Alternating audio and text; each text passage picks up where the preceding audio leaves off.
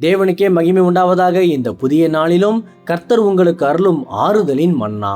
நானே உனக்கு முன்பாக சென்று எல்லா தடைகளை உடைத்து உன்னை வெற்றியின் பாதையில் வழிநடத்தி ஆசீர்வதிப்பேன். உபாகமம் 31:8. கர்த்தர் தாமே உனக்கு முன்பாக போகிறவர், அவர் உன்னோடே இருப்பார்.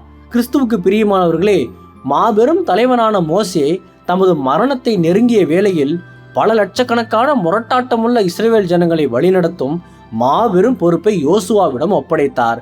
பலத்த எதிரிகள் நிறைந்த அந்த புதிய இருளான பாதையை கண்டு பயந்து நின்ற யோசுவாவை கர்த்தர் தாமே உனக்கு முன்பாக போகிறவர் என்று வாக்களித்து கர்த்தரே மோசேயை கொண்டு அவனை தேற்றினார்.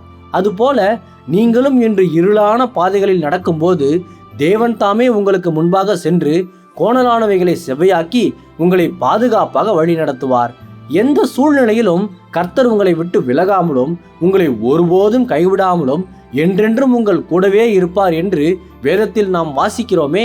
ஆகவே இன்று நீங்கள் எதிர்கொள்ளும் புதிய சவால்களை கண்டு ஒருபோதும் கலங்க வேண்டாம். சர்வ வல்லமையுள்ள தேவன் உங்கள் வாழ்க்கை பயணத்தில் உங்களோடு இருந்து தடைகளை உடைத்து உங்கள் எதிர்காலத்தை ஆசீர்வாதமாக மாற்றி உங்களை நிச்சயமாகவே வெற்றியின் பாதையில் வழிநடத்துவார். கர்த்தர் தாமே இந்த வார்த்தைகள் மூலமாக இன்று உங்களை ஆறுதல் படுத்தி ஆசீர்வதிப்பாராக. ஆமேன். அல்லேலூயா. ஜெபிப்போம். என் அன்புள்ள பரிசுத்த பரலோக பிதாவே, இந்த புதிய நாளுக்காக உமக்கு ஸ்தோத்திரம்.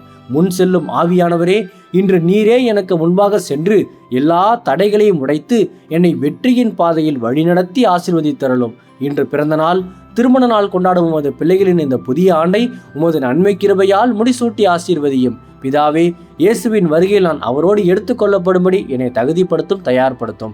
இயேசுவின் நாமத்தில் ஜெபிக்கிறேன் எங்கள் நல்ல பிதாவே. ஆமேன். மாரநாதா.